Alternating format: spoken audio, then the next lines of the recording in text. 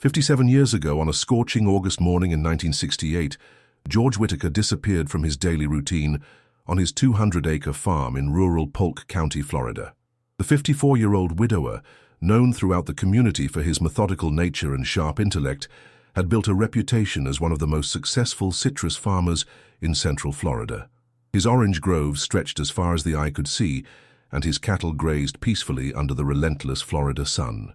But on that fateful morning, George's world would come to a violent end, leaving behind a mystery that would consume investigators and haunt his family for decades.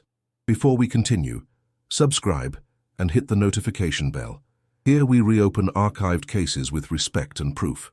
The discovery came when George's closest neighbor, elderly Mrs. Dorothy Henderson, noticed that his prized Holstein cattle hadn't been fed for 2 days, something completely out of character for the dedicated farmer. Concerned, she contacted the Polk County Sheriff's Department, who dispatched Deputy Marshal Robert Kane to conduct a welfare check. What Kane found would forever change the trajectory of what initially appeared to be a natural death investigation. George Whitaker's body was discovered in his study, slumped over his oak desk, surrounded by sheets of paper covered in what appeared to be nonsensical symbols, numbers, and letters arranged in seemingly random patterns. The initial medical examination suggested a heart attack. George had suffered from hypertension and had been under considerable stress managing his farm alone since his wife Martha's passing 3 years earlier. However, it was the cryptic writings scattered across his desk that immediately caught the attention of investigators. The coded messages were written in George's distinctive handwriting, but the content was unlike anything his family or friends had ever seen him produce. There were sequences of numbers interspersed with geometric symbols, letters arranged in peculiar patterns, and what appeared to be mathematical equations that made no logical sense. Some pages contained drawings of trees with numbers written inside the branches, while others featured grids filled with seemingly random letters and symbols. Detective Lieutenant James Morrison, who took over the case, initially dismissed the writings as the confused ramblings of a man suffering from a medical emergency.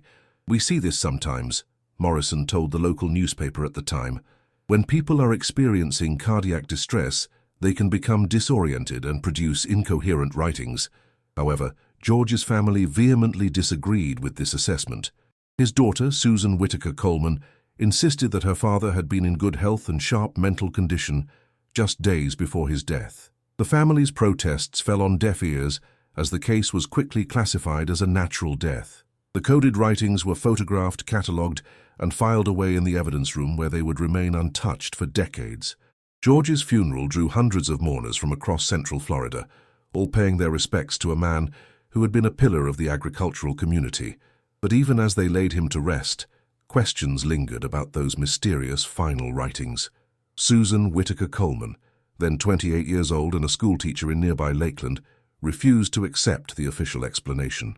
She spent countless hours studying photocopies of her father's coded messages, convinced they contained important information about his final days.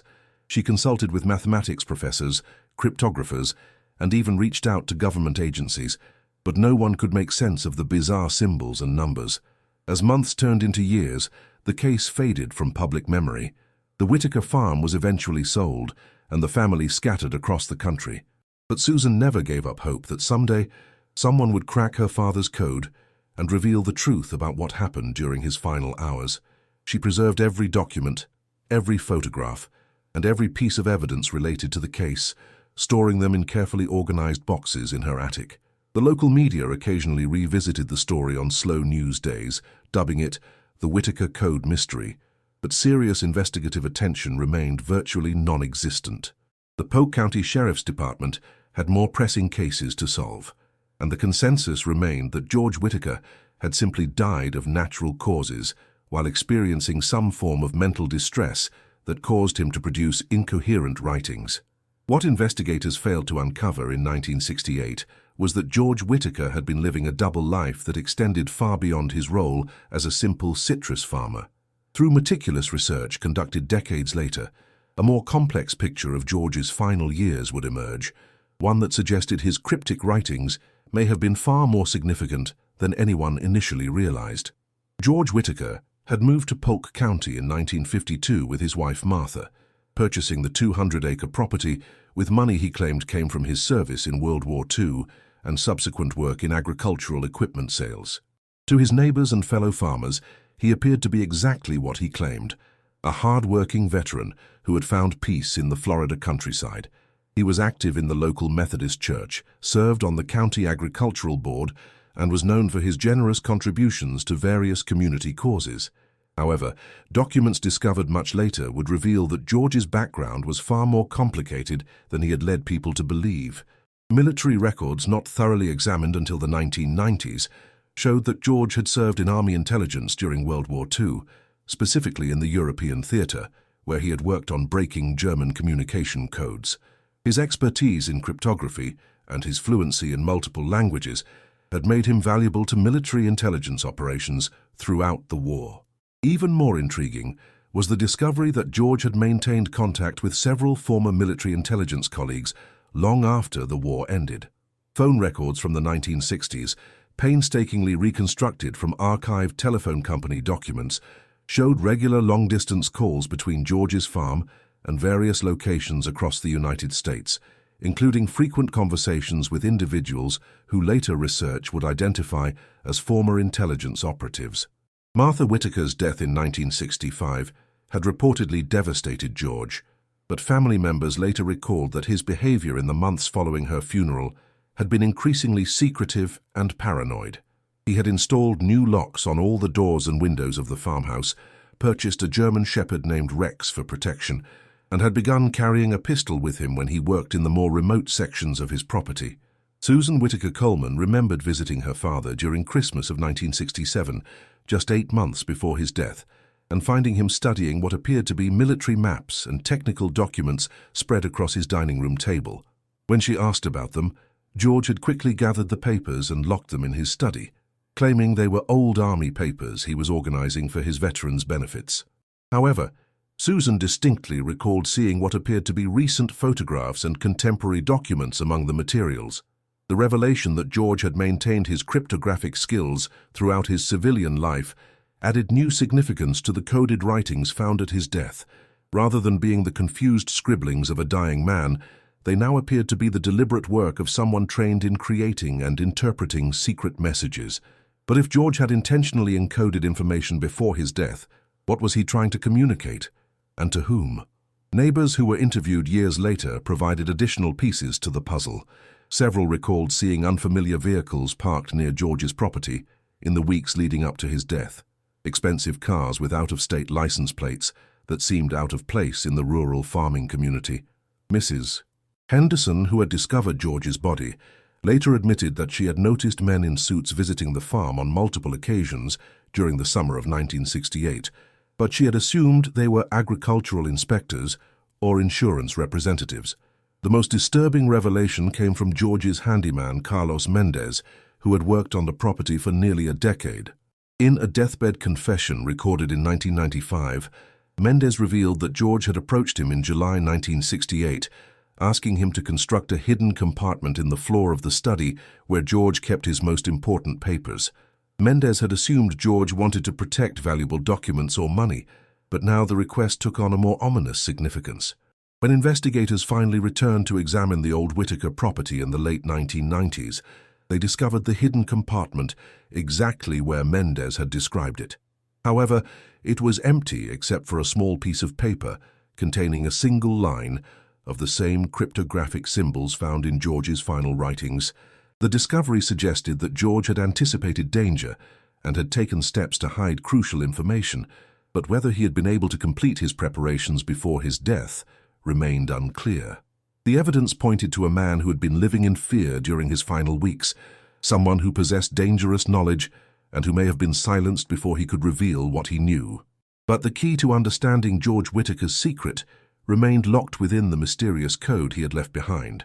For Susan Whitaker Coleman, her father's death marked the beginning of a lifelong obsession with uncovering the truth. Armed with photocopies of the cryptographic writings and an unwavering belief that they contained vital information about George's final days, she embarked on a decades-long quest that would consume her personal life and professional career. In the early 1970s, Susan reached out to the National Security Agency, hoping that government cryptographers might be able to decode her father's final messages. The NSA's response was polite but dismissive. They informed her that without more context about the cipher system used, the random appearing symbols could mean virtually anything, and they lacked the resources to investigate what appeared to be a closed local case. Undeterred, Susan began teaching herself about cryptography, spending countless hours at the University of Florida library studying books on code-breaking techniques, cipher systems, and military intelligence operations. She learned about everything from simple substitution ciphers to complex polyalphabetic systems, testing various decryption methods against her father's writings but achieving no meaningful results. Her obsession took a toll on her marriage to high school teacher Robert Coleman. By 1978, Susan's dedication to solving her father's code had become so all-consuming that Robert filed for divorce, claiming that she was more married to a dead man's secrets than to her living husband. The divorce was finalized in 1979, leaving Susan alone with her teenage son Michael and her growing collection of cryptographic research materials. Michael Coleman grew up surrounded by his grandfather's mystery. The family's dining room table was perpetually covered with photocopied documents, cipher wheels, frequency analysis charts, and Susan's handwritten notes attempting to decode the mysterious symbols. As a child, Michael learned to recognize various cryptographic symbols before he could properly read, and he spent countless hours helping his mother organize and categorize the different types of markings found in George's writings. Despite the personal costs, Susan's dedication to the case began to attract attention from unexpected sources. In 1983, she was contacted by Dr. Elizabeth Hartwell, a linguistics professor at Florida State University who had heard about the case through academic circles. Dr. Hartwell was intrigued by the complexity and apparent sophistication of the cipher system, and she agreed to examine the writings as part of her research into historical cryptographic methods. Dr. Hartwell's analysis confirmed what Susan had long suspected. The symbols were not random scratches or the confused writings of a dying man. Instead, they appeared to follow consistent patterns and rules that suggested a deliberate and sophisticated encoding system. However, even with her expertise in historical linguistics and cryptography, Dr. Hartwell was unable to crack the code. She did identify what appeared to be date markers and geographical references embedded within the cipher, but the core message remained impenetrable. The breakthrough that Susan had been hoping for came in an unexpected way. In 1987, her son Michael, now 23 and working as a computer programmer, suggested using early personal computers to perform frequency analysis and pattern recognition on the coded symbols. This was revolutionary thinking at the time. Most cryptographic work was still being done by hand, and the idea of using computers to analyze historical ciphers was largely unexplored. Michael wrote simple programs to count symbol frequencies, identify repeating patterns, and test various cipher keys against the coded text. While they still couldn't decode the messages, the computer analysis revealed structure and complexity that had been invisible to manual examination. The symbols weren't just randomly arranged, they appeared to be part of a sophisticated system that incorporated multiple layers of encryption. Word of their computer-assisted analysis began to spread through the small but dedicated community of amateur cryptographers and cold case enthusiasts.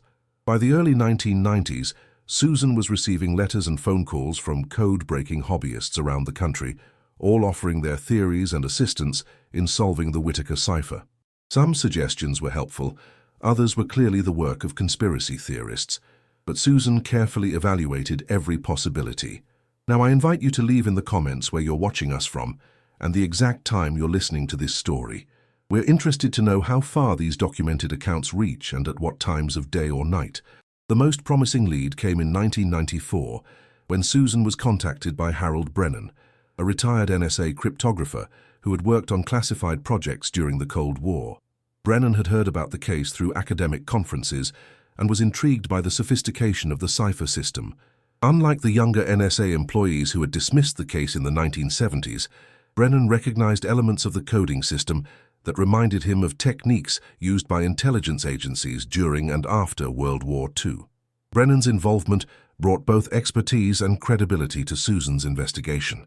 He confirmed that the cipher appeared to be based on systems used by military intelligence during the 1940s and 1950s, but with modifications that made it far more complex than standard military codes. The fact that George Whitaker had the knowledge and skills to create such a sophisticated cipher supported the theory that his wartime intelligence background was more significant than anyone had realized. However, even with Brennan's expertise, the code remained unbroken. The cryptographer estimated that fully decoding the messages would require understanding not just the cipher system itself, but also the specific key or keys that George had used to encode his final communications. Without additional context or a breakthrough in analytical techniques, the secrets of the Whitaker cipher seemed destined to remain forever locked away. The turn of the millennium brought renewed interest in cold cases across America, fueled by advances in forensic science and the popularity of true crime television programs. In 2001, the Polk County Sheriff's Department established a dedicated cold case unit, tasked with reviewing unsolved crimes using modern investigative techniques and technology. Detective Sarah Martinez, a 15-year veteran of the department with a background in computer forensics, was assigned to lead the unit.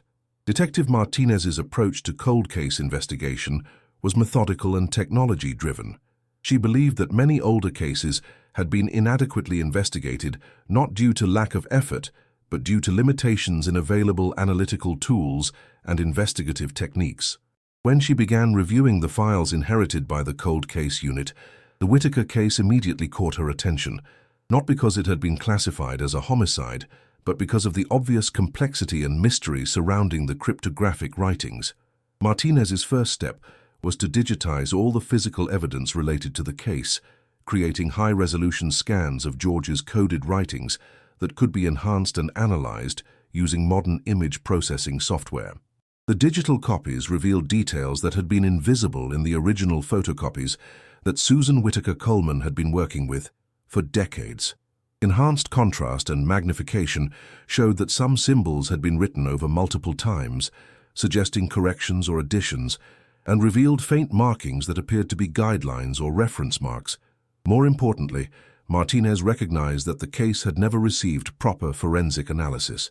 The 1968 investigation had focused primarily on determining cause of death, with little attention paid to the physical evidence found at the scene. The original crime scene photographs, stored in the case file, showed George's study in detail, including close-ups of his desk and the arrangement of papers containing the coded messages. Using modern forensic photography techniques, Martinez was able to enhance these decades-old images and discovered something that had been overlooked by the original investigators. In several photographs, faint impressions were visible on a notepad found near George's body, impressions created by writing on pages that had since been removed. These impressions, barely visible in the original photographs, could potentially be enhanced using modern forensic techniques to reveal additional coded messages. Martinez contacted Susan Whitaker Coleman, now 61 years old and still living in Lakeland, Florida. Susan had never been officially interviewed by law enforcement about her father's case, and she eagerly shared decades of research and analysis with the detective. The meeting between Martinez and Susan marked the first time that law enforcement had taken a serious investigative interest in the cryptographic aspects of George's death. Susan's research proved invaluable to Martinez's investigation. Over the years, Susan had compiled an extensive database of information about her father's background, his military service, his associates, and his activities during the months leading up to his death. She had also maintained contact with Harold Brennan, the retired NSA cryptographer, who continued to work on the cipher as a personal project. The collaboration between Martinez, Susan, and Brennan created an unprecedented partnership between law enforcement, family members, and cryptographic experts. Martinez's access to law enforcement databases and resources, combined with Susan's decades of research and Brennan's technical expertise, created new possibilities for cracking the case that had stymied investigators for over 3 decades. Their first breakthrough came when Martinez ran the names of George's known associates through modern criminal databases.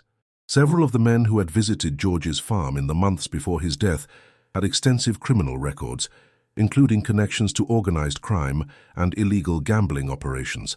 Most significantly, Three of George's regular phone contacts during 1967 and 1968 had been under FBI surveillance for suspected involvement in loan sharking and money laundering operations. This discovery transformed the investigation from a historical curiosity into an active criminal case. If George Whitaker had been involved with criminal associates, his coded writings might contain evidence of illegal activities or information that certain people would have killed to keep secret. Martinez began treating the case as a potential homicide, retroactively applying modern investigative techniques to evidence that had been collected but not properly analyzed in 1968. The team's approach was systematic and comprehensive. They re-examined every piece of physical evidence using modern forensic techniques, tracked down and interviewed surviving witnesses and associates, and applied sophisticated computer analysis to the cryptographic writings. Martinez also reached out to federal agencies, requesting declassified information about any intelligence operations that might have involved George Whitaker during or after his military service. The federal inquiries yielded surprising results. While most of George's military service records remained classified, the FBI released documents showing that he had been a person of interest in a 1966 investigation into the theft of classified cryptographic materials from a defense contractor. The investigation had been closed without charges, but the files indicated that George had maintained contact with individuals who were suspected of selling military secrets to foreign governments. These revelations cast George Whitaker's final years in an entirely new light. Rather than being a simple farmer who had retreated from the world after his wife's death, he appeared to have been involved in activities that connected him to both criminal elements and potentially treasonous behavior. The coded writings found at his death might represent his attempt to document these activities or to provide evidence against his associates. However, the key to understanding George's final message still lay within the cipher itself. Despite decades of analysis and the application of increasingly sophisticated techniques, the code remained unbroken. Martinez realized that solving the case would require not just identifying the cipher system, but also understanding the specific context and motivations that had driven George to encode his final communications. By 2010, advances in computer processing power and artificial intelligence had opened new possibilities for cryptographic analysis that would have been unimaginable when George Whitaker died in 1968. Detective Martinez, now supervising the expanded Polk County Cold Case Unit, decided to partner with the University of South Florida's Computer Science Department to apply cutting-edge technology to the decades-old cipher. Dr. James Chen, a professor specializing in machine learning and pattern recognition, became fascinated with the Whitaker case when Martinez approached him about using AI-assisted cryptanalysis. Dr. Chen had been working on developing computer algorithms that could identify and decode historical ciphers by analyzing large data sets of encrypted text and comparing them to known cipher systems. The Whitaker writings represented a perfect test case for his experimental techniques. Dr. Chen's approach was fundamentally different from previous attempts to crack the code. Instead of trying to identify the specific cipher system used and then applying traditional decryption methods, his algorithms analyzed the statistical properties of the encoded text and compared them to vast databases of both historical and contemporary encryption methods. The artificial intelligence system could identify subtle patterns and relationships that would be impossible for human analysts to detect. The initial results were promising but inconclusive. Dr. Chen's algorithms confirmed that the cipher was indeed sophisticated and appeared to incorporate multiple layers of encryption, as Harold Brennan had suspected decades earlier. However, the AI analysis also revealed something unexpected. Portions of the coded text appeared to use different encryption methods, suggesting that George had either used multiple cipher systems or had modified his encoding techniques while writing the messages. This discovery led to a new approach to analyzing the writings. Instead of treating them as a single coded message, the research team began examining them as multiple separate communications, each potentially using different encryption methods. By isolating and analyzing individual sections of the coded text, they hoped to identify patterns that had been obscured when the entire collection was analyzed as a unified cipher. The breakthrough came in March 2015, when Dr. Chen's latest algorithm successfully identified a section of George's writings that appeared to be encoded using a variant of the Visionaire cipher, a polyalphabetic substitution system that was commonly used by military intelligence during World War II.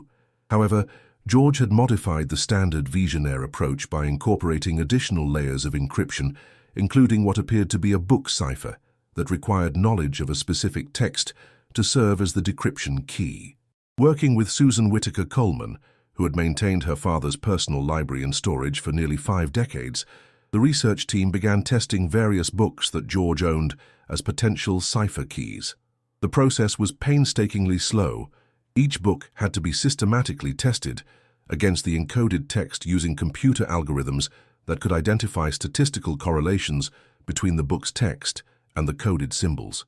After months of analysis, the team discovered that portions of George's cipher could be decoded using his personal copy of The Agriculture of Florida by Dr. Robert Morrison, a technical manual that George had used extensively in his farming operations. The book was filled with George's handwritten notes and annotations, and certain passages had been heavily underlined, markings that the research team now realized might have served as indicators for the cipher key. The partial decryption revealed tantalizing fragments of readable text, but the complete message remained elusive. The decoded portions contained references to dates, locations, and what appeared to be names, but without the complete cipher key, the full meaning of George's final communications remained unclear. However, the partial success proved that the code could be broken and encouraged the research team to continue their efforts. Dr. Chen refined his algorithms based on the partial success, developing new approaches specifically designed to identify book ciphers and polyalphabetic systems. The improved technology was tested against the remaining portions of George's writings, with increasingly sophisticated analysis techniques being applied to extract meaningful information from the coded text. The next major breakthrough came in 2017, when the research team successfully identified additional portions of the cipher that used George's military field manuals as cipher keys. These sections, when decoded, revealed references to specific individuals, dates, and locations that began to tell a coherent story about George's activities in the months before his death. But the most significant discovery was yet to come. Hidden within the most complex sections of the cipher, the team found references to what appeared to be criminal activities, including detailed information about financial transactions, meeting locations, and the identities of individuals involved in illegal operations. George's coded writings weren't just random observations, they were detailed intelligence reports documenting criminal activity that he had apparently been investigating or documenting. As more sections of the cipher were decoded, a disturbing picture began to emerge. George Whittaker hadn't been a victim of natural causes or random violence. He had been systematically documenting criminal activities that may have cost him his life. The coded writings represented his attempt to preserve evidence of these activities, insurance against those who might want to silence him. However, the most crucial section of the cipher remained unbroken. The research team suspected that this final portion contained the names of the individuals responsible for George's death, but decoding it would require identifying the specific cipher key that George had used for his most sensitive information. The most challenging section of George Whittaker's cipher had resisted all attempts at decryption for nearly a decade of intensive analysis. Dr. Chen's algorithms had successfully decoded approximately 70% of the coded writings, revealing a complex web of criminal activities involving loan sharking, money laundering, and the theft of military equipment. However, the final 30% of the cipher, which appeared to contain the most sensitive information, remained completely impenetrable. Detective Martinez, now approaching retirement but still determined to solve the case, made a crucial decision in late 2018. She authorized the exhumation of George Whittaker's body for modern forensic analysis, hoping that advanced toxicological testing might reveal evidence of poisoning or other forms of foul play that had been undetectable in 1968. The exhumation required extensive legal proceedings and the cooperation of George's surviving family members, but Susan Whittaker Coleman, now 78 years old, strongly supported the effort. The forensic analysis of George's remains, conducted by the Florida Department of Law Enforcement, yielded startling results. Modern toxicological testing revealed traces of digitalis, a plant-based poison that could cause symptoms resembling a heart attack. The levels found in George's tissue samples were consistent with fatal poisoning, not natural cardiac failure. After 50 years, George Whitaker's death was officially reclassified as a homicide. This revelation added new urgency to cracking the final section of the cipher. If George had been murdered to prevent him from revealing what he knew, then his coded writings likely contained the identities of his killers and evidence of their crimes. The research team intensified their efforts, applying every available technological resource to decode the remaining symbols. The breakthrough came from an unexpected source. Dr. Chen's graduate student Maria Gonzalez was conducting routine maintenance on the computer systems used for the cryptanalytic work when she noticed an anomaly in the way certain symbols were being processed by the algorithms. Upon closer examination, she realized that some of the symbols in the final section of the cipher weren't actually letters or numbers. They were tiny, hand-drawn maps and diagrams that had been misidentified by the scanning and digitization process. This discovery led to a complete re-examination of the most complex portions of George's writings. Using high-resolution scanning equipment and enhanced image processing software, the research team discovered that George had embedded actual maps, property layouts, and technical diagrams within his coded text. These weren't symbolic representations. They were literal drawings that provided specific geographical and technical information. The maps showed property locations throughout central Florida, with particular attention to remote areas suitable for clandestine meetings or the disposal of evidence. The technical diagrams appeared to show the internal layouts of buildings, including what looked like warehouses and storage facilities. Most significantly, several of the diagrams showed detailed floor plans of locations that could be cross-referenced with addresses mentioned in the decoded portions of the cipher. Working with current and historical property records, the research team was able to identify several of the locations shown in George's hand-drawn maps. One property, a remote warehouse complex near Lake Wales, Florida, had been owned in 1968 by Vincent Carlucci, one of the individuals whose name appeared frequently in the decoded portions of the cipher. Carlucci had died in 1982, but property records showed that the warehouse had been the site of numerous police investigations during the 1970s and 1980s. If this case has already caught your attention, hit the like button. It helps the story of George Whitaker reach more people. The final breakthrough in decoding the cipher came when Dr. Chen realized that the remaining unreadable sections weren't encrypted using a book cipher at all. They were encoded using a technique called steganography, where information is hidden within other information. George had concealed names and specific details within the apparently random portions of his maps and diagrams, using techniques that required both cryptographic knowledge and artistic skill to implement.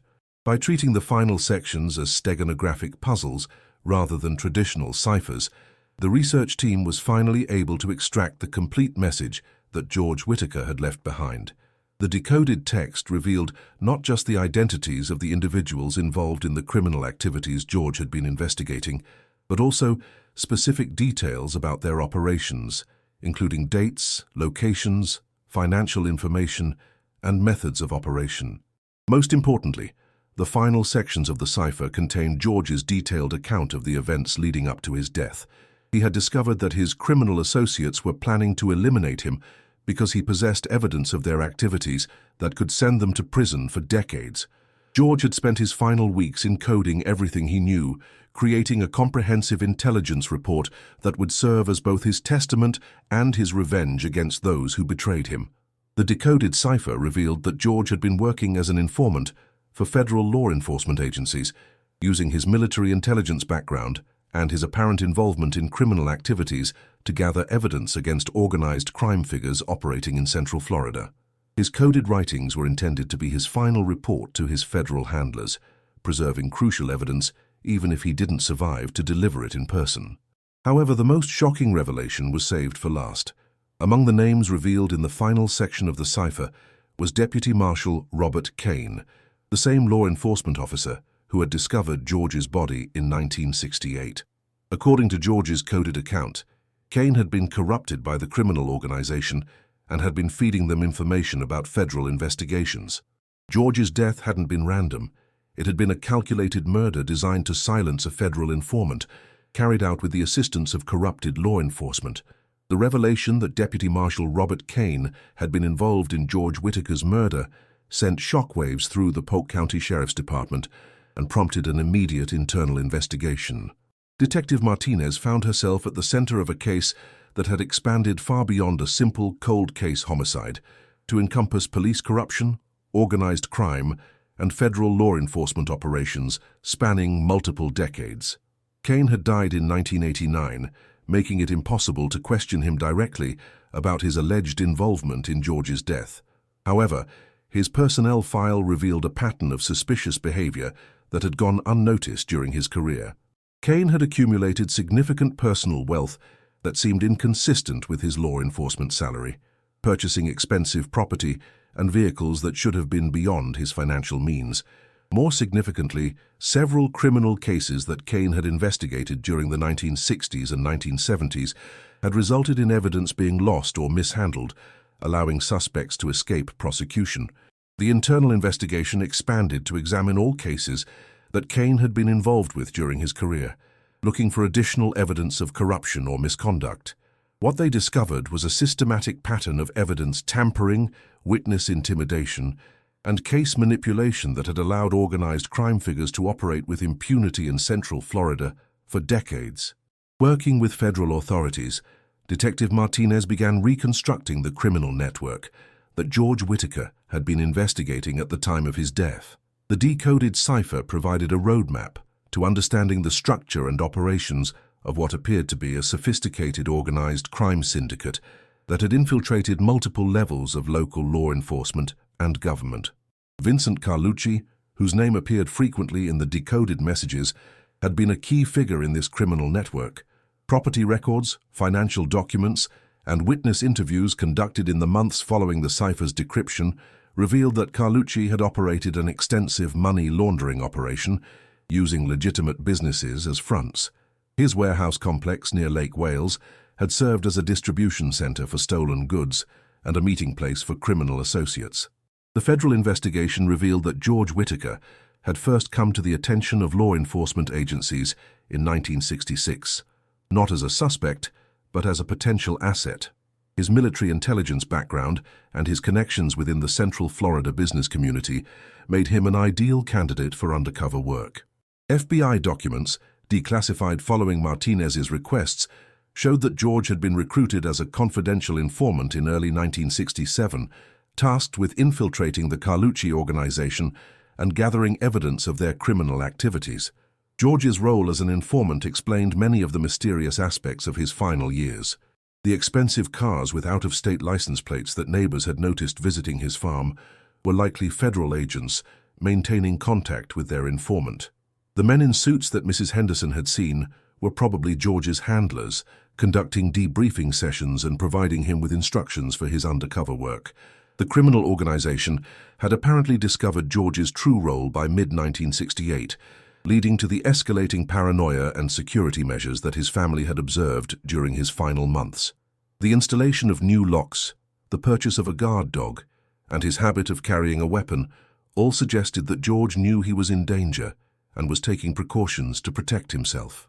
However, the corruption within local law enforcement had made it impossible for George to safely extract himself from the dangerous situation.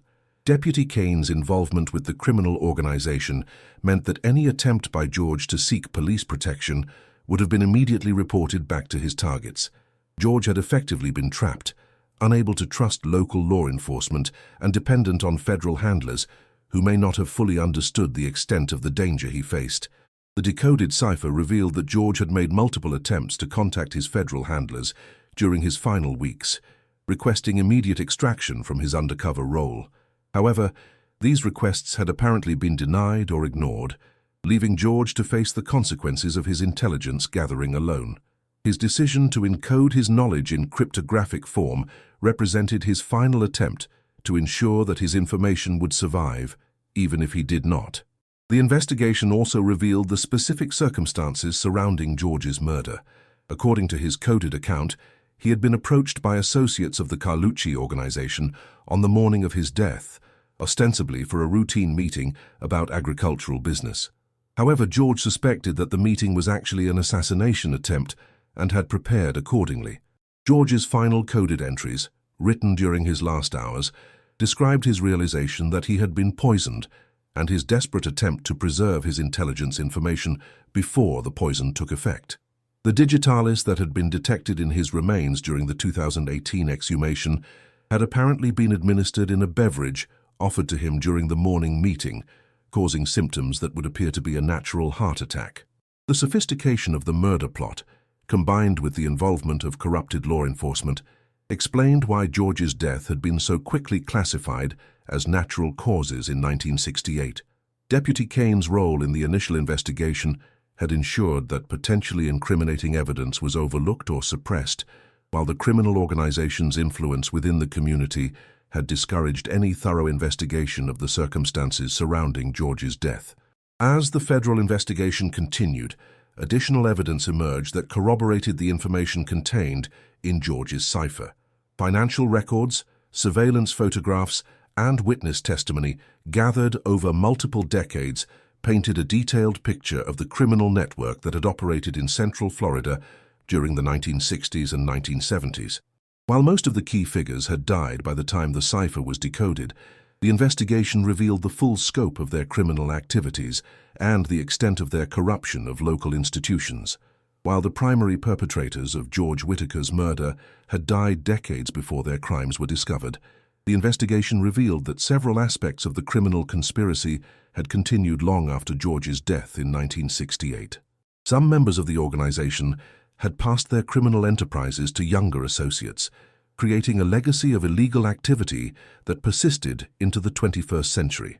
The federal investigation, now expanded to include the FBI, DEA, and IRS, began targeting the modern remnants of the criminal network that George had died trying to expose. Using information from the decoded cipher as a roadmap, law enforcement agencies were able to trace financial connections, property ownership patterns, and family relationships that linked current criminal activities to the historical conspiracy. In 2019, federal agents executed simultaneous search warrants at 17 locations across Central Florida, seizing financial records, electronic devices, and physical evidence related to ongoing money laundering and racketeering operations. The raids resulted in the arrest of 12 individuals, including 3 current or former law enforcement officers who had inherited their corrupt relationships from previous generations of their families. Among those arrested was Vincent Carlucci Jr., the son of the criminal leader whose organization George Whitaker had infiltrated. Carlucci Jr. had continued his father's money laundering operations, using many of the same business fronts and financial techniques that George had documented in his coded writings 50 years earlier. The precision and detail of George's intelligence proved invaluable in building federal cases against the modern criminal network. The investigation also led to a comprehensive review of cold cases from the 1960s, 1970s, and 1980s, looking for additional crimes that might have been covered up by the corrupted law enforcement network. This review uncovered evidence suggesting that several other mysterious deaths and disappearances from that era might have been murders carried out by the same criminal organization that killed George Whitaker. Susan Whitaker Coleman, now 79 years old, lived to see her father's killers finally identified and their criminal legacy dismantled. At the federal trial in 2020, she testified about her decades-long quest to decode her father's final message and her unwavering belief that he had been murdered. Her testimony, combined with the evidence extracted from the cipher, provided crucial context for understanding the historical scope of the criminal conspiracy. The federal prosecutor described George Whitaker's coded writings as one of the most significant intelligence documents in the history of organized crime investigation, noting that the information had provided law enforcement with unprecedented insight into the structure and operations of criminal networks that had previously been considered unsolvable mysteries. Dr. Chen's cryptanalysis techniques, refined through years of work on the Whitaker cipher, were adopted by law enforcement agencies nationwide for use in analyzing other historical codes and encrypted communications. The Whitaker case had demonstrated the potential for combining traditional investigative methods with cutting-edge technology to solve crimes that had seemed permanently beyond resolution. Detective Martinez, who had devoted nearly 2 decades of her career to solving George's murder, retired shortly after the successful conclusion of the federal trials. In her final report, she wrote, "George Whitaker was a patriot who sacrificed his life in service to his country and his community. His courage in documenting the criminal activities that ultimately cost him his life has finally brought justice not only for his own murder, but for countless other victims of the criminal network he helped expose." Harold Brennan, the retired NSA cryptographer who had worked on the cipher for over 25 years, was invited to speak at the federal sentencing hearing. At age 89, he told the court, "In my career, I worked on codes that protected national security and saved American lives. But I have never been more proud of any cryptographic work than I am of helping to solve George Whitaker's final puzzle. His cipher wasn't just a message, it was a testament to the power of human ingenuity and determination in the face of evil." The successful decryption of George's cipher also had broader implications for historical research and cold case investigation. Universities began developing new programs combining computer science, cryptography, and criminal justice, recognizing that technological advances had created new possibilities for solving historical mysteries. The Whitaker case became a model for how interdisciplinary collaboration could achieve results that would have been impossible using traditional investigative methods alone. Several other historical cold cases involving cryptographic evidence were reopened following the success of the Whitaker investigation. Law enforcement agencies across the country began reviewing their archives for unsolved cases that might benefit from modern cryptanalytic techniques, leading to new investigations into decades-old mysteries that had previously been considered unsolvable. The criminal trials resulting from the Whitaker investigation concluded in 2021, with all defendants receiving substantial federal prison sentences. Vincent Carlucci Jr. was sentenced to 25 years in federal prison for money laundering and racketeering charges. The corrupted law enforcement officers received sentences ranging from 8 to 15 years, along with the forfeiture of their pension benefits and law enforcement certifications. More importantly, the investigation led to significant reforms in law enforcement oversight and accountability measures within the Polk County Sheriff's Department and other agencies throughout Central Florida. New protocols were established for monitoring potential corruption, and additional safeguards were implemented to protect confidential informants and prevent the kind of systemic corruption that had made George Whitaker's murder possible. On a quiet morning in March 2022, exactly 54 years after George Whitaker encoded his final message, Detective Martinez stood in the study of the old Whitaker farmhouse, now owned by a young family who had no knowledge of its dark history. The room where George had spent his final hours writing his cryptographic testament looked peaceful in the morning sunlight, giving no indication of the drama that had unfolded there decades earlier. The complete decryption of George's cipher had revealed not just the identities of his killers and the details of their criminal operations, but also his final thoughts and fears during his last hours of life. In his coded writings, George had expressed his love for his deceased wife Martha and his daughter Susan, his regret at the dangerous path his life had taken, and his hope that someday his sacrifice would help bring justice to those who had escaped it for so long. The final entry in George's cipher, decoded only after years of intensive analysis, contained a message that served as both his farewell and his vindication. "If someone is reading this, then my work was not in vain. The truth has a way of surviving even when those who speak it do not. I pray that my death will not be meaningless, and that those who come after me will finish what I could not complete." Susan Whitaker Coleman had lived to see her father's final wish fulfilled, but her health had declined rapidly following the conclusion of the federal trials. She died peacefully in her sleep in November 2021, at the age of 81, knowing that her decades-long quest to honor her father's memory had finally reached its conclusion. Her son Michael, now a successful software engineer, had inherited her extensive collection of research materials and had donated them to the University of South Florida for use in training future cryptographers and criminal investigators. The Whitaker case had demonstrated that no crime, no matter how cleverly concealed or how long buried, was beyond the reach of justice when human determination was combined with advancing technology.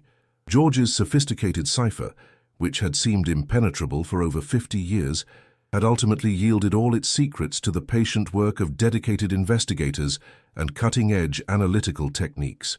Dr. Chen continued his research into historical cryptography, using the techniques developed during the Whitaker investigation to assist law enforcement agencies around the world in solving other cold cases involving coded communications. The artificial intelligence algorithms that had finally cracked George's cipher were refined and adapted for use in analyzing everything from terrorist communications to corporate fraud schemes. The broader implications of the Whitaker case extended far beyond criminal investigation. The successful decryption of the cipher had demonstrated the importance of preserving historical documents and evidence, even when their significance wasn't immediately apparent. Museums, libraries, and archives began developing new protocols for maintaining and analyzing historical materials that might contain encrypted or coded information. The case also highlighted the crucial role that family members and amateur researchers could play in solving historical mysteries. Susan Whitaker Coleman's decades of dedicated research had provided essential context and background information that proved crucial to the ultimate success of the investigation. Her refusal to accept the official explanation of her father's death, despite decades of discouragement and personal sacrifice, had ultimately led to the exposure of a massive criminal conspiracy. Educational institutions began incorporating the Whitaker case into their curricula as an example of interdisciplinary problem-solving and the importance of persistence in the face of seemingly insurmountable challenges. The case demonstrated how expertise from multiple fields, cryptography, computer science, forensic analysis, historical research, and traditional detective work could be combined to achieve results that would have been impossible using any single approach. The Whitaker farmhouse itself became an unexpected symbol of the power of truth to survive attempts at suppression. The current owners, learning of the property's history through news coverage of the federal trials, decided to install a small memorial plaque honoring George's sacrifice and his contribution to the cause of justice. The plaque, placed near the study, where George had written his final coded message, simply read, "In memory of George Whitaker, 1914 to 1968, whose final words brought justice at last." Perhaps most significantly, the Whitaker case had demonstrated that the tools and techniques available to modern investigators had created new possibilities for achieving justice, even in cases where traditional methods had failed. The combination of advanced computer analysis, interdisciplinary collaboration, and persistent human dedication had proven capable of overcoming obstacles that had seemed insurmountable using the investigative methods available in previous decades. The federal agencies involved in the investigation used the Whitaker case as a model for developing new approaches to historical crime investigation. Special units were established to review cold cases that might benefit from modern cryptanalytic techniques, and new protocols were developed for combining traditional investigative methods with cutting-edge technological analysis. As Detective Martinez reflected on her career during her retirement ceremony, she emphasized that the Whitaker case had taught her the most important lesson of her professional life: that justice delayed is not necessarily justice denied, as long as there are people willing to continue fighting for the truth. George Whitaker's coded message had waited 54 years to be fully understood, but when that moment finally came, it had achieved everything he had hoped for, and more. The legacy of George Whitaker's final message extended far beyond the specific crimes it had helped solve. It had demonstrated the enduring power of human intelligence and determination in the face of seemingly impossible challenges, and it had shown that truth, like the sophisticated cipher that had preserved it, might be complex and difficult to decode, but it could never be permanently suppressed. Subscribe to our channel to explore more archived and disturbing cases. Thank you for following George Whitaker's story. We'll see you in the next video. The cipher that George Whitaker created during his final hours wasn't just a code, it was a bridge across time, connecting a moment of desperate courage in 1968 to a moment of triumphant justice in 2022. In the end, his greatest encryption was not the symbols he wrote, but the hope he preserved that someday, somehow, the truth would find a way to speak.